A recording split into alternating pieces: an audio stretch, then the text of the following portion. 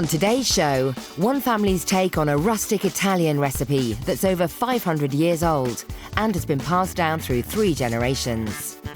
My great Zia Maria in Sicily cooked this dish for my mother and father when my mum and dad was on holiday back in the 70s. A traditional cheese and potato comfort dish that can be traced back to the working classes of 19th century Newcastle.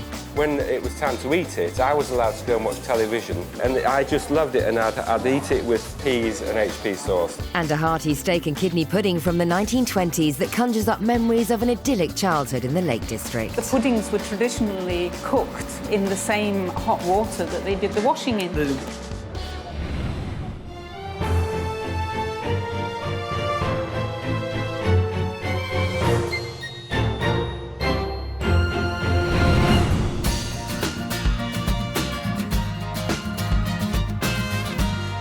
Welcome to There's No Taste Like Home. Today I'm in Leeds, in West Yorkshire. Home to the famous Kirkgate Market, first opening here in 1904. There are over 600 stalls and is definitely Europe's largest covered market. This county has a fantastic history of food, the oldest sweet shop, and of course, the largest Indian restaurant. Well, today I've got Asian's recipe and 3 fantastic home cooks desperate to show them off. I've brought them to this Leeds eatery to test drive their dishes for paying customers. But would the good people of Yorkshire think that the food is good enough for them to pay for it? Time will tell. Let's meet today's cooks. Lisa Losado is making great Zia Maria's Cacciatore. Ian Potter is making great-grandma Elizabeth's Pan Haggerty. And Sarah Fowler is making Grandma Gertie's steak and kidney pudding. Okay, guys, welcome to the restaurant. Are you excited? Yeah. No, nervous. No? Why no? There's nothing to be nervous. Now, behind me is the professional kitchen. It's going to be very hot, and we have loads and loads of work to do. In about 5 hours, paying customer coming in, and your beautiful dishes, they're going to be on these tables. They're going to pay for it, and probably they're going to judge you. In the meantime, we're going to start with the preparation. So that's the kitchen. Off you go, and good luck! Let's meet today's first cook and find out how to cook her dish. 30-year-old Lisa is a marketing executive from Leeds, married to Adam. Today, she'll be rustling up great Zia Maria's Cacciatore under the watchful eye of her mother, Elaine, who's popped round to ensure everything goes smoothly. This recipe goes back 3 generations, starting in Sicily with great Zia Maria, who passed it on to Lisa's mum, Elaine, who then taught it to Lisa. This dish is the ultimate in simple home-cooked Italian food. We always used to help Mum in the kitchen when we were growing up cooking, so we always used to get involved with like chopping garlic and the vegetables. So yeah, every time I make it really, I do kind of think of doing it as a child. Chop your onions, mushrooms, courgettes, peppers, and garlic. The dish originally came from my granddad's auntie in Sicily. My mum kind of cooks it as I was growing up, really, so that's how I've come to know and love it, really. Heat some olive oil in a large frying pan and quickly brown your chicken breast. When my mother first had it, she had it with rabbit, so we've adapted it from when my mum first used to taste it. Am I doing this right, Mum? You're doing it amazingly. So that's been browned now, the chicken breast, so we just need to add all the vegetables at the same time. So it's like a all-in-one pot. So just put all the vegetables evenly around the pan. We just want to brown the vegetables and get that cooking. Now we'll add a bit of white wine, just to help cook the vegetables as well. It gives it a nice flavour. Just stir that in. And just to add the chopped tomatoes as well now. Season that with some salt and pepper now. Good bit of salt there. And then just give that a good stir. And I'll just put a couple of bay leaves in there as well, just to give it a bit of flavour. And then put the lid on. And that's it. We'll just leave that now for 15 minutes until it's cooked through. So we're just going to finish that off now with some fresh torn basil. Okay, the last ingredient is a single cream. This is something that my mum introduced just to, I think maybe like thicken the dish and make it a bit richer. That's pretty much it now. Just give it a couple more minutes and then it's done. That's Lisa's great Zia Maria's Cacciatore with roast potatoes and basil. A delicious dish with an amazing story to match. Tell me a little bit about this dish. This is a rustic Italian dish. It comes from Sicily. My great Zia Maria in Sicily cooked this dish for my mother and father when my mum and dad was on holiday back in the 70s.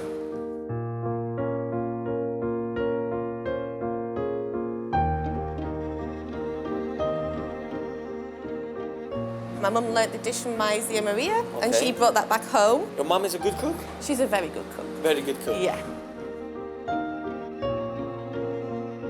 Flying off on holidays to Italy, Lisa's family regularly enjoyed their stays with great Zia Maria. How old were you when you started to cook the dish? I remember cooking it when I was about 8 years old. We always used to help mum in the kitchen, chopping garlic and helping with the vegetables. It's always the same smells because we always used to cook Italian food like growing up. So mum always used to get home from work and start chopping garlic. So as soon as you walk through the front door, you can smell the garlic wafting through the house. So yeah, it was really lovely. And then we'd come into the kitchen and help her with preparation of the food. So yeah, really early memories of that. Is anything that you added in the recipe that Zia, great Zia Maria did it? Zia Maria would have never have put cream in there. I always finished off with cream. I actually don't blame her that you put a cream in there. So I think without the cream, it's very rustic Italian. So yeah. Which was nothing wrong with that. Yeah. So you put a little touch of cream just to make sure that for those delicate palates. Yeah. But I thought you would use chicken thighs, but you're actually using chicken breasts. Yeah. Why is that? My mother always used to use chicken breasts and thighs and then put it in the oven, but I think because of easiness and I don't like picking the bones out, so I always cook breasts historically. So what about your auntie? I Would think she be upset to the fact that you're using? Yeah, she would disapprove. She would use pieces of chicken or pieces of rabbit. So yeah, that's what on the bone. Yes. Tell me, what would it mean to you, to win today's show and have your recipe on the restaurant menu for 1 month? It would be amazing, Gino.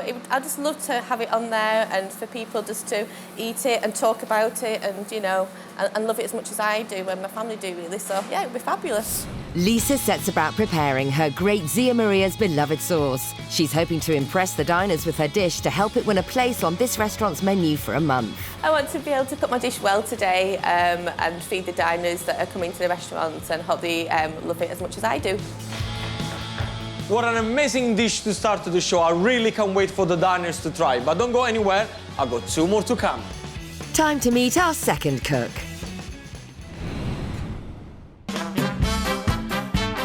Ian Potter is a 62-year-old retired chartered surveyor who lives in Leeds with wife Marilyn.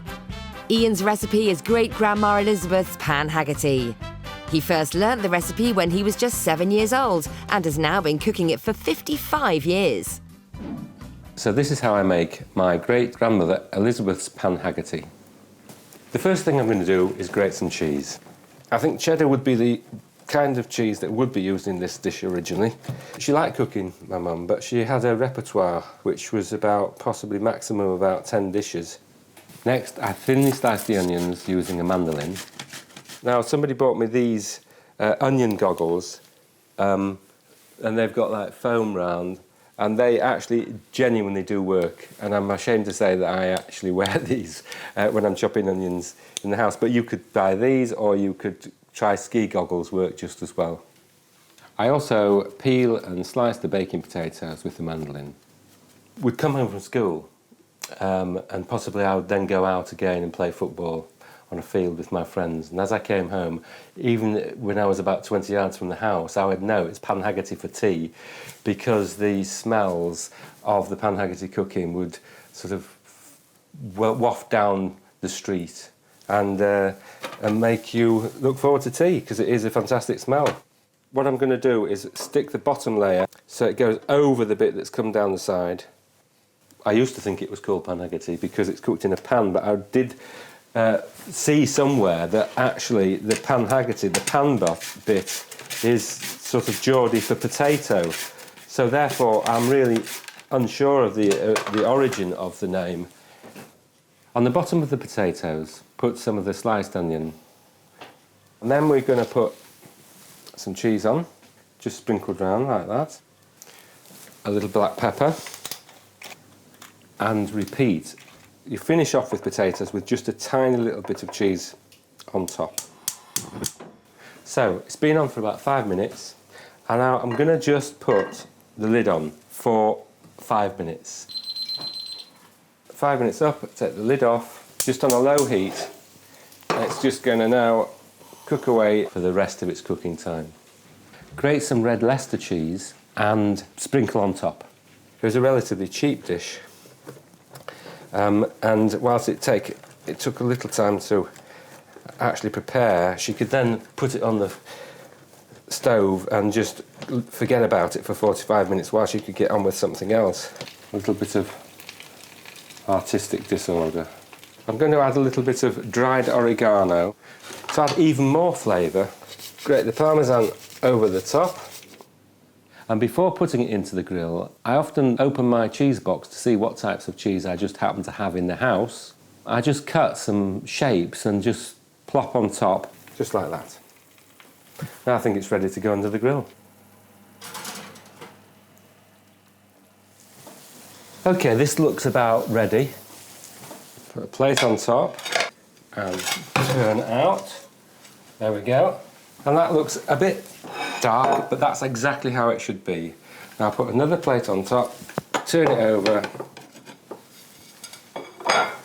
and that's it. That's Ian's great-grandma Elizabeth's Pan Haggerty, a dish that has kept his northeastern family fed for over 100 years. Tell me something, what about the heritage of this dish? Tell me a little bit, where did it all start? How long ago? Mother says that she remembers her grandmother cooking it for her. My mum moved from Newcastle to Norfolk in about 1916, something like that. Okay.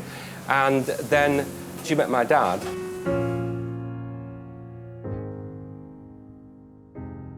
My dad was one of 12 children, all hungry and quite not very well off.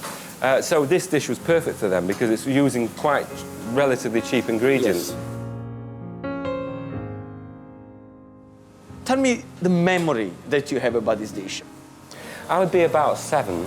Okay. And my sisters would probably be still not home from school, and my mum would be preparing stuff in the kitchen and I'd be helping.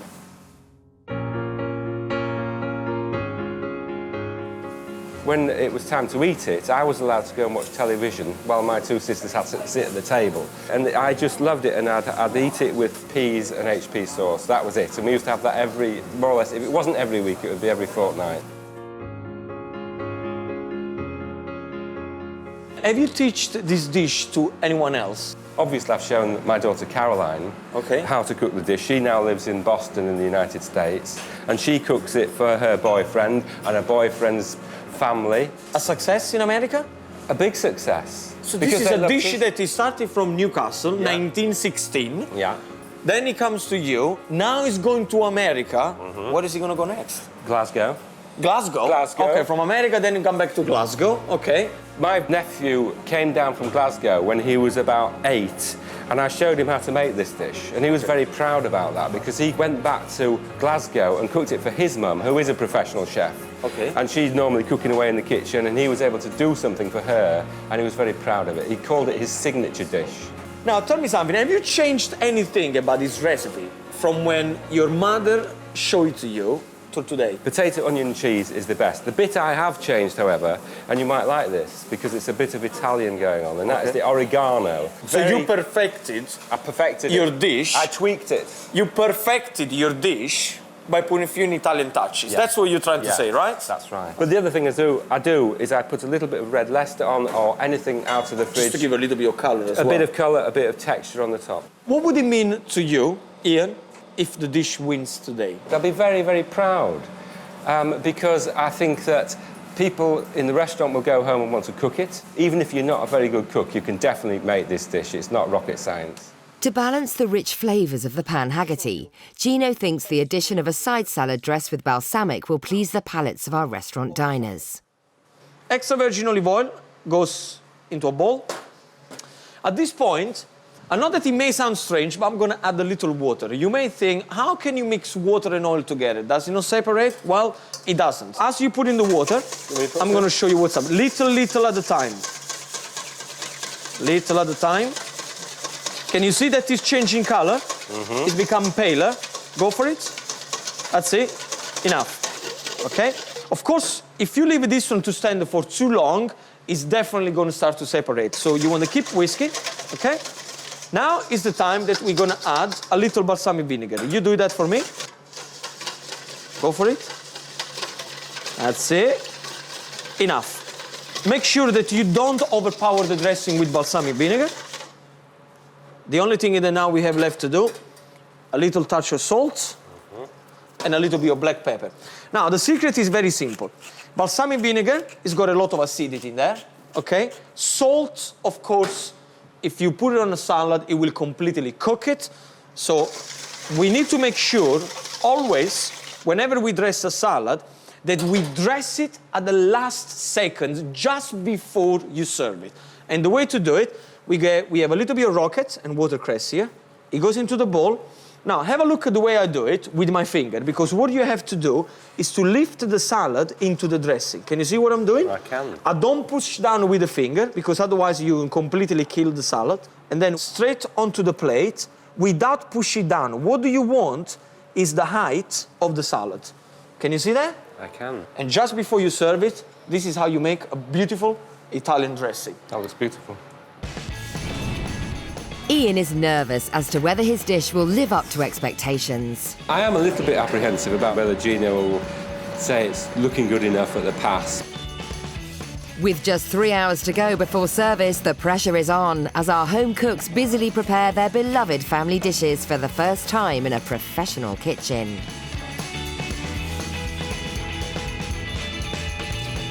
Each one is hoping that Gino will pick their dish to take pride of place on this restaurant's menu for a month.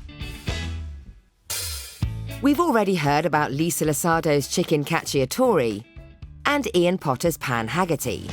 I'm really getting excited about today's menu, which, by the way, is not completed yet. So let's meet our final cook. Sarah Fowler is a honeymaker from Otley in Yorkshire. Her 3 children have flown the nest and she now lives with partner Marcus. Today she's cooking her Grandma Gertie's steak and kidney pudding. Originating from the 1920s, this traditional dish can be traced back 3 generations. This is how I make Grandma Gertie's steak and kidney pudding. You need to start with the meat. This is shin beef. So I'm going to chop it into 1-inch pieces. My grandmother made it absolutely wonderfully. And she was known sometimes as Gertie, sometimes as Paddy to her friends. I've no idea where the Paddy came from. But she was a lovely, kind, smiley person. And we loved going to stay. Peel the kidneys, take out the core and slice them. It's a beast kidney, so it's from a bull or a cow. So next I coat the meat in the seasoned flour. I remember my grandmother's cooking just as being wonderful smells. It was always lovely to come into the kitchen. I'm going to put some butter into a casserole dish and just lightly fry the onions. So the onions have sweated down a bit now, so I'm going to put some of the meat in. I think Gina will love it because it's real food, just as it should be cooked. Next, I wipe the mushrooms and add to the casserole. The last ingredient to go in is just a good brown ale, about half a pint. It's going into a hot oven for about 2 hours. To make the suet crust pastry, I mix the self-raising flour, suet and salt, and bind it together with cold water to make a stretchy dough. Roll out 3/4 of the pastry to about 1/4 inch thick. And it was wonderful to go out to play in the meadows around where she lived and come in really hungry and find this wonderful steak and kidney pudding all ready for lunch. We were always hungry. I'm going to line the pudding basin I'm going to put the suet crust into the dish and pop the lid on top and press it in so that there aren't any gaps where the gravy can seep out.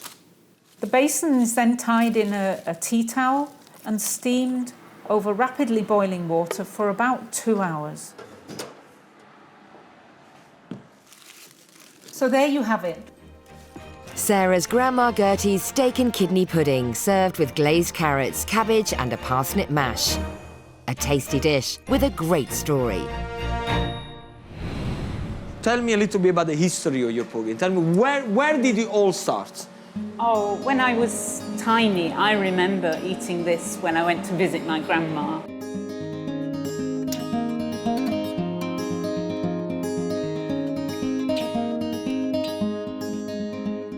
I think my grandmother would have cooked it in the 1920s, but her mother will have cooked this at the turn of the century, if not sooner, because the puddings were traditionally cooked in the same hot water that they did the washing in. So the boiler would be put on for the hot water, so as you were boiling up the water for the washing, Why not do a pudding? put a pudding in. Yeah. What is the memory of Sarah when you were a little girl going into the kitchen, smell of the pudding cooking with a bit of washing in there? What's the memory? The memory is just that wonderful, wonderful smell, and I associate it with being happy.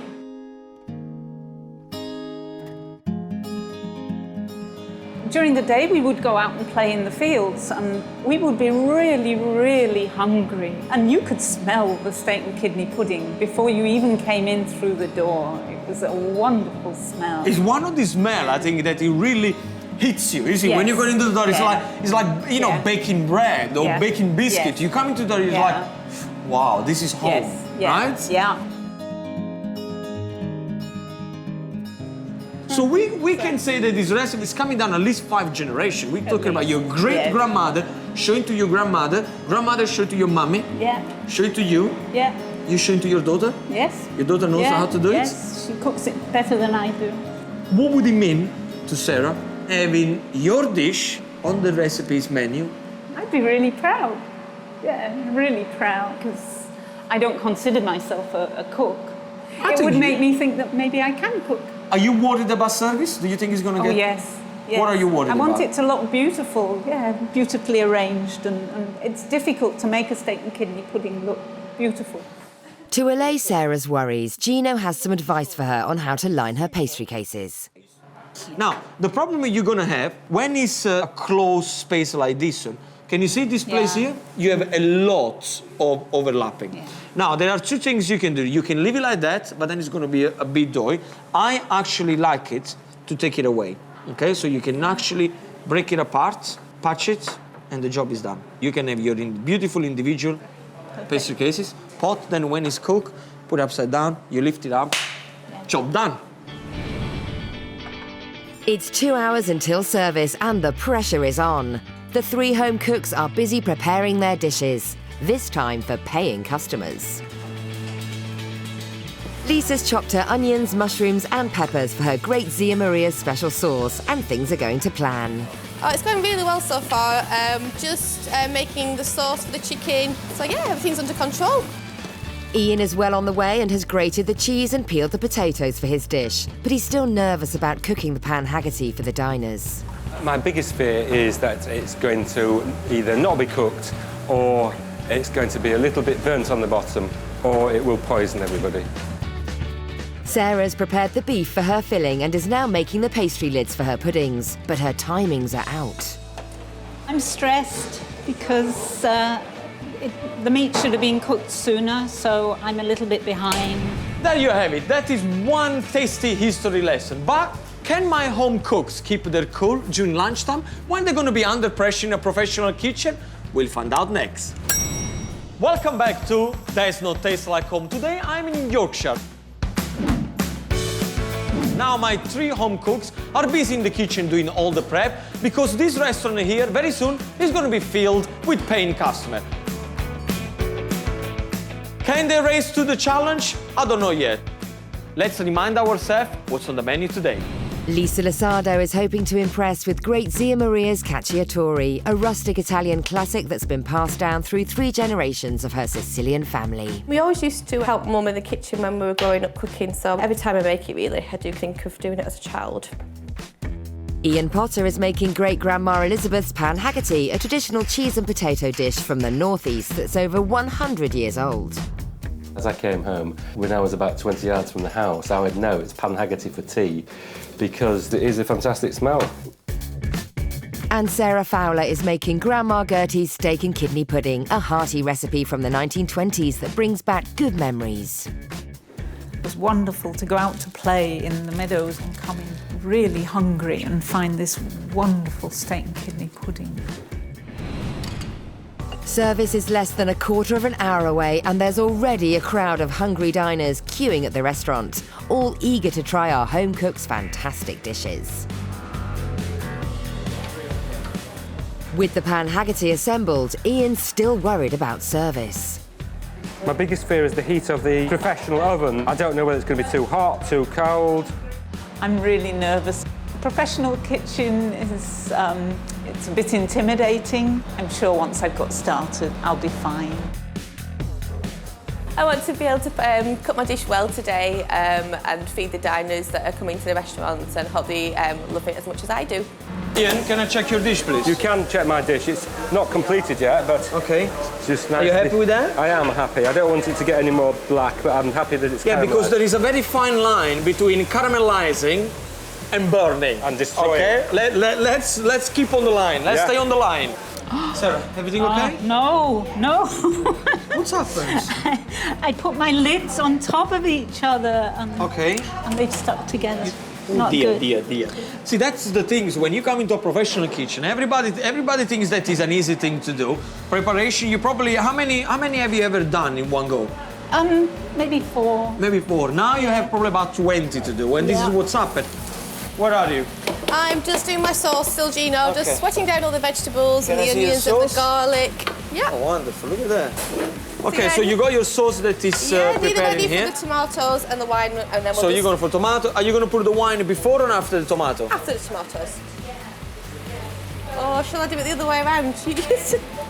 Now, let me give you a very big tip. Whenever you use wine in cooking, you always have to make sure that the alcohol evaporates. Yeah. The only thing you want is the flavor of the wine. Yeah. So you should never add wine or any alcohol after that you put tomato or anything that is liquid. Okay. So the way you should do it, when this is fried, Yeah. you put the wine in there, you let it evaporate, you let it bubble away for a good minute and a half, Yeah. and then you add the tomatoes. Lovely, I'll do that. Things have gone from bad to worse for Sarah as she's so far behind. Gino has had to send in some extra help. I'm really starting to get worried that we are not going to make it in time now. No, it'll be fine, Chef. You sure I shouldn't Yeah. call all the No, diners and no, tell all the customers no, to be a little bit late? no, it's all Have an going- extra gin and tonic, perhaps? What do you think? No, it's all going to be wonderful. Oh, now you made me spoil it. Lunchtime has finally arrived and whether our cooks are ready or not, the restaurant's doors are open. With such a fantastically diverse menu, the customers will have a difficult choice to make. So our 3 home cooks will really have to impress them. I'm looking forward to the steak and kidney myself. Interesting to see if they get the suet nice and light. 'Cause if it's a bit heavy, it tastes soggy. I've chosen the chicken, a personal favourite of mine, so it's quite a no-brainer. So lots of vegetables and tomato-based element appeals to me most. The steak and kidney pudding, it's an old recipe, and I just love the sound of it. Service is about to start and Gino will take on the role of head chef. It's his job to ensure that everything going out of the kitchen is not only cooked properly, but is also well presented. So it's key that each dish passes his taste test. First up is Ian's Pan Haggerty. First of all, it's a good-looking dish. I want to get a little bit of the bottom because I want to see if it's really caramelized or it's burnt.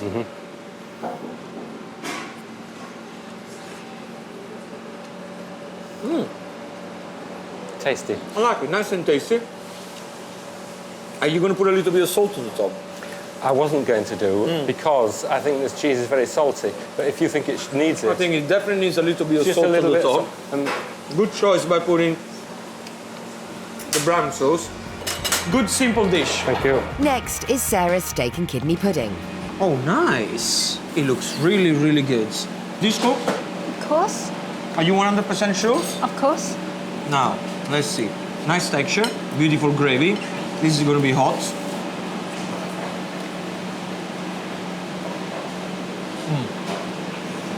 Very cool.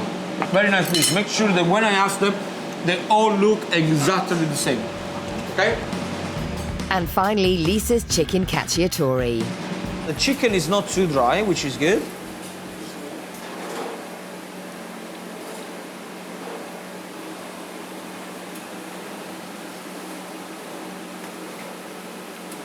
Definitely, we need more seasoning. More seasoning, yeah? Yeah.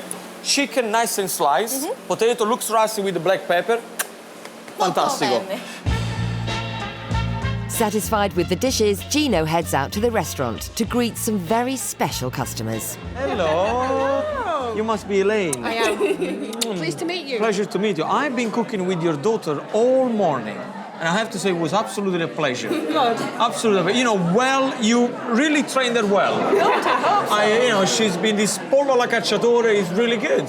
I think it's a beautiful dish, and you should be very proud. Thank you. Because this is working really, really hard. Yes. Really hard. Yeah, and the whole family love it.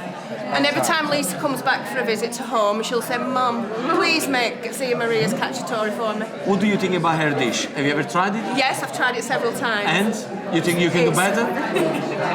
Tell me the truth. Yes. Now, you must be David. Yeah. How are you? Good, good. Yeah? Are you proud of Ian in the kitchen today? Yeah, he's doing a good job. Has he shown you how to do it? Because he Yeah, was yeah. telling me that you are the golden nephew, where everything he knows, he shows to you. Yeah. Is that the truth? Yeah. Who makes the best one? I say him, probably him. Why? He's a seasoned professional at it. Oh, I see. So he's the one who really makes the original one. I'm going to leave you alone now. Enjoy your meal. The home cook's family members have been eating these dishes for years, so expectations are high. By the end of service, Gino will award one dish the honour of being on this restaurant's menu for a month. His decision will look at three main criteria: cost of ingredients, preparation time in the kitchen, and the reaction of the diners. In the kitchen, service is just minutes away. Okay, what's going to happen? The orders, they're going to come really fast and furious, okay, one after the other. The way I'm going to do it is very simple. I'm going to shout, 1 potato, that is for you. 1 chicken, that is for you. 1 pie, and that is for you. Whenever I shout your order, you must answer me back because I need to know that you understood the order, okay? We understood each other? Yes, you know. Okay, so everybody back in the station, and we're gonna start very soon. I think I'll have the steak and kidney pudding, please, darling. Everybody ready? Yeah. Okay, table number 9, 1 potato, 1 pie, 1 chicken. Yes, chef. Okay, run in order. 3 chicken, 1 pie. Okay, 3 pies, 1 potato, 3 more chickens. At the moment, I have no worries or fears, but ask me again in half an hour. How long for the chicken? 3 minutes, chef. Sorry? 3 minutes. 3 minutes. 3. The thing that Lisa has to understand, we are now in a professional kitchen. She's not at home, so when I ask for the orders, she's gonna have to prepare them then and there. She's gonna have to be fast. You need to start to multiply. If I ask you 1 chicken, it's 2 minutes. If it's 100 chicken, how long is it? 2 minutes. You know what it means when we join one table? That we are already in the... 1 pie, 1 chicken. 2 pie, 1 potato, 1 chicken. Yes? Yes, chef. You got a pie? Yes, chef. Okay, be careful this potato, they're not too burnt, yeah? We already had a tragedy with Sarah because the lid of the pudding, they all stuck together. I'm really worried that meat won't actually be cooked in the little puddings, so fingers crossed. So far, we are really behind with Sarah, so I'm getting just a little bit panicky. I can smell burning. What's happening here? All right, we only started for 5 minutes, and we already put this kitchen on fire. Guys, please, concentrate what you're doing. Why the salt is on the salad? I thought you told me to put it on the salad. No. Yeah. I said the salt goes into the dressing. Okay, yeah. Okay, yeah, and the salt goes a little bit on top of the potato, not on the salad. You're gonna burn it like that. I'm hoping that everybody who eats the dish is going to be pleased with it and maybe want to go home and cook it themselves. 3 pies, 1 potato. 2 more, 2 more. How long for the pies? Nice. Very nice. With our 3 cooks just about managing the demands of service, the diners are getting stuck into lunch. Two here. Right, wow. Thank you very much. Look at that, eh? Wow. Fantastic. Really nice. It's not like the one you get in the chip shop, is it? 2 more chicken. Ian? Yes. Make sure you clean your plate before you send it to me. Yes, chef. Okay, 3 pies, 1 potato. Can you handle to do 3 chicken? You're slowing everybody down. Sorry. Number 5. I want my break. What do you mean you want a break? Give me these 2 potatoes. How long for these chickens? 2 minutes, chef, sorry. Come on, think about it like you're at home and you have guests coming around. The only difference this time you got 50 of them. Beautiful, beautiful dish. They love the pie. I'm good. Actually, they love every dish so far. But Gino may have spoken too soon. Not everyone is impressed. I ordered the Pan Haggerty. I wasn't very happy with it.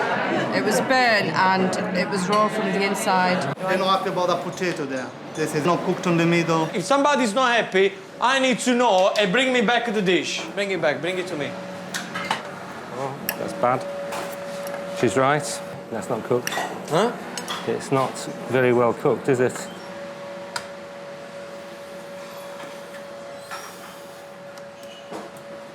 I think, Ian, what you should do is to go outside to this lady, be smile, charming. It can happen to everybody. Invite her for a dinner at your house.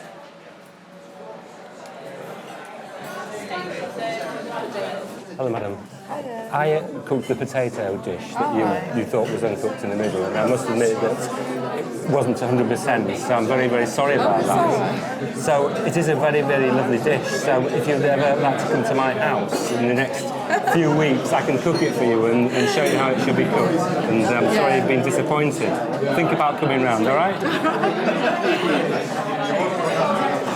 Are we friends? We're friends. Yeah? 2 more. 2 more pies are coming in about 10 seconds. 2 more chicken. 1 pie, 1 chicken. Table number 4, yeah?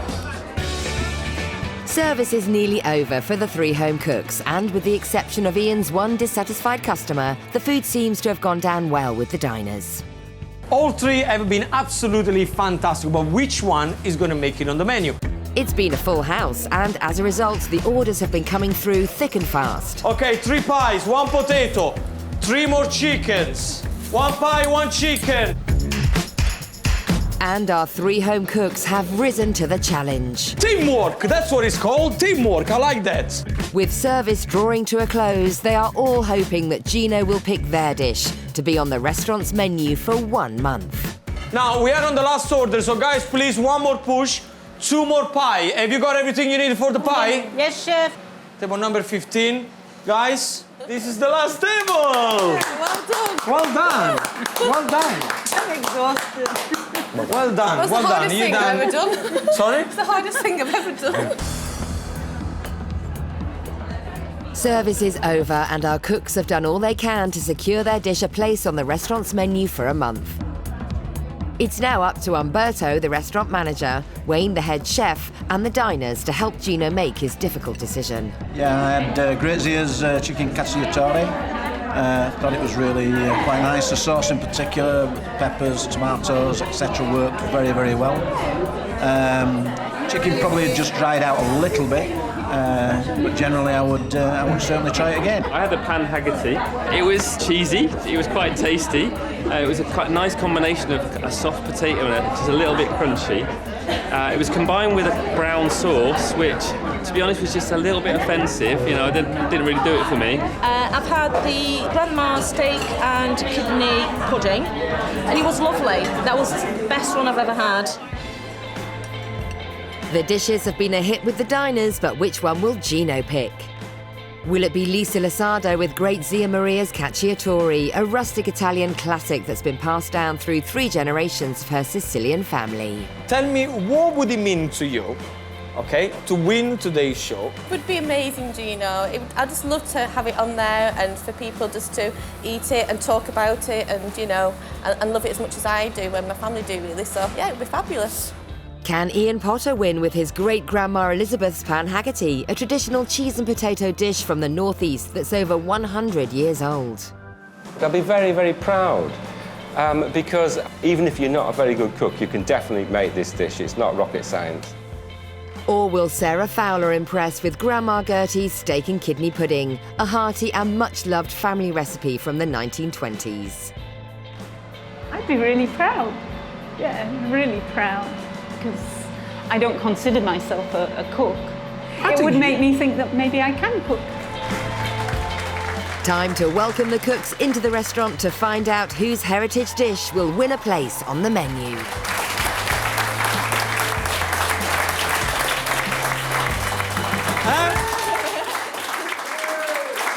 This is all for you. And as you can see, everybody's still alive, which is always a good sign. We well know that there is one of you here who wasn't happy with Ian's potato cake. I have to say she did have a little point because it wasn't cooked all the way through. But this kind of thing can happen on a professional kitchen, so it's a very easy mistake to make. Today has been particularly difficult for me to decide the dish because I liked all 3 dishes. But I also wanted to make sure that the dish that I choose sits well on this restaurant menu because it's going to have to be on the menu for a month. So I want to make sure that the customers that they keep coming here, they're happy with my decision. So today, the winner of There Is No Taste Like Home is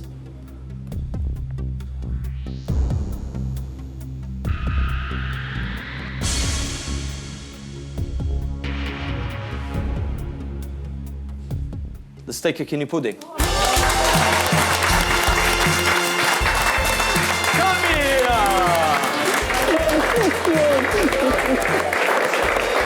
Well done, well done. Look at that. You want a plate? Well done. How do you feel? Wonderful. I'm really proud. I just want to say one more time, congratulations. You are the winner.